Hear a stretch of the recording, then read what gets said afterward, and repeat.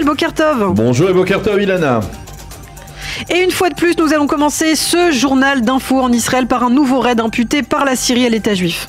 Et oui, effectivement, si l'information est confirmée, il s'agirait du 4e raid contre des positions en Syrie imputé à Israël en moins d'une semaine. Selon l'armée syrienne, l'attaque qui s'est produite à l'aide de missiles tirés à partir du plateau du Golan et en direction donc de la ville de Damas aurait coûté la vie à 2 civils syriens et aurait causé de sérieux dégâts.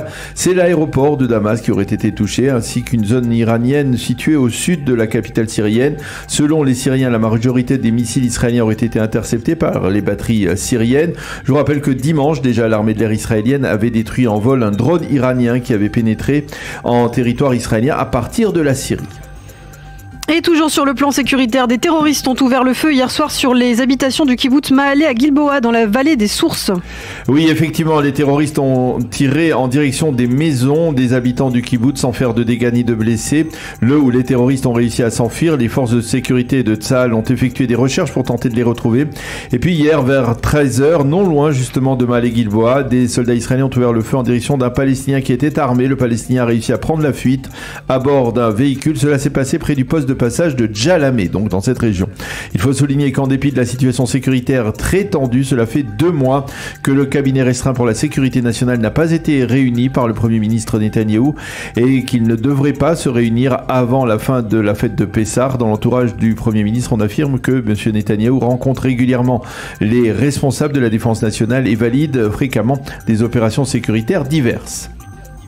Et puis cela, Daniel, nous emmène directement à la situation politique instable du ministre de la Défense, justement, Yoav Gallant. Oui, en effet, on a appris hier que le Premier ministre avait décidé de suspendre le limogeage de son ministre de la Défense, mais pas de le maintenir pleinement dans ses fonctions.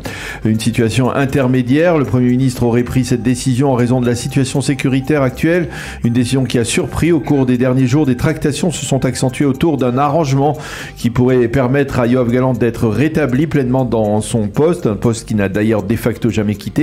Mais apparemment, il n'y a pas eu d'accord. Yoav Gallant aurait accepté de s'excuser sur la forme de sa démarche pour avoir pris la parole alors que M. Netanyahou était à Londres la semaine dernière, mais pas sur le fond, à savoir sa demande de geler la procédure de réforme. On affirme que M. Netanyahou craint qu'en se maintenant à la défense nationale, Yoav Gallant puisse fomenter une révolte interne au sein du Likoud contre lui.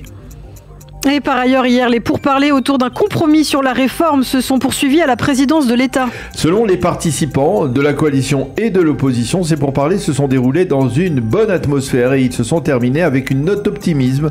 Au cours des discussions, les deux partis ont exprimé leur appréhension, soit de la réforme, soit face à l'arrêt justement de cette réforme. Durant la fête de Pessah, les tractations vont se poursuivre, mais les politiciens céderont alors la place aux juristes qui devront rédiger le texte d'un compromis au sein de Yesh Atid. On a avancé hier l'idée d'une constitution et l'on a affirmé qu'il n'était pas question d'accepter que la coalition gouvernementale actuelle puisse désigner des juges de la Cour suprême.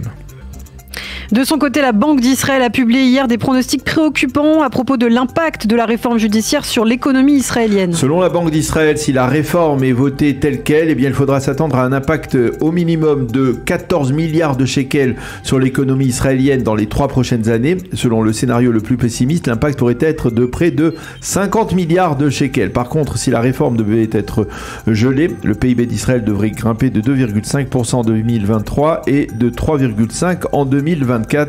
Hier, la Banque d'Israël a augmenté les taux d'intérêt directeurs à une nouvelle fois d'un quart de pourcent à 4,5%.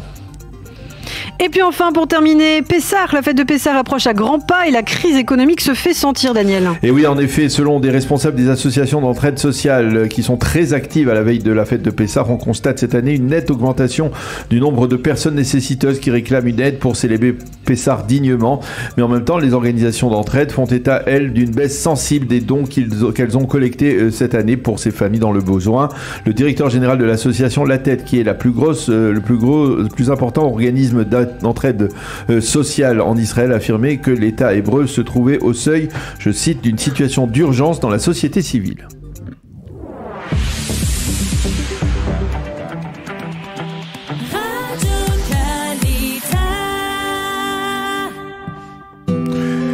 Page météo pour compléter le premier journal d'information. Le temps, eh bien, il sera très chaud aujourd'hui et sec avec l'arrivée du Khamsin qui ne devrait tout de même pas rester plus de 24 heures sur l'État d'Israël puisque demain veille de Pessah, les températures seront en nette baisse.